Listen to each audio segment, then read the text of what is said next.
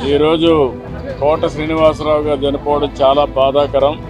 మొన్నటి వరకు చాలా ఉత్సాహంగా చలనచిత్ర పరిశ్రమకు ఎనలేని సేవలు అందించిన వ్యక్తి. 40 సంవత్సరాలు నటనంటే ఏ విధంగా ఉండాలనో నటించి చూపించిన వ్యక్తి కోట శ్రీనివాసరావు గారు.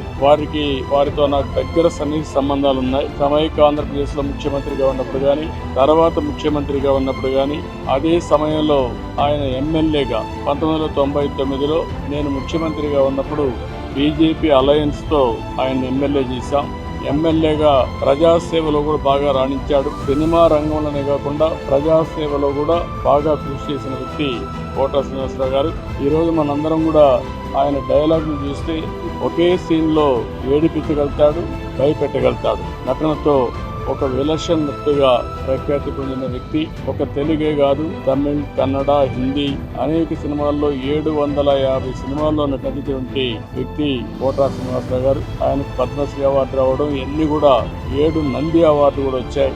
ఈ విధంగా అనేక అవార్డు కూడా వచ్చాయంటే ఆయన చేసిన కృషి, ఆయన యొక్క ప్రతిభే కారణం. అలాంటి ఒక మంచి నటుడిని తెలుగు రాష్ట్రాలు కోల్పోవడం చాలా బాధాకరం. చలనచిత్ర పరిశ్రమ కోల్పోవడం చాలా బాధాకరం. అలాంటి వ్యక్తి పట్ల నా మరణం పట్ల నా ప్రగాఢ సానుభూతి తెలియజేసుకుంటూ, వారి కుటుంబ సభ్యులకు నా ప్రగాఢ సానుభూతి తెలియజేస్తూ, వారి ఆత్మకు శాంతి కలగాలని భగవంతుని మనస్ఫూర్తిగా ప్రార్థిస్తున్నాను.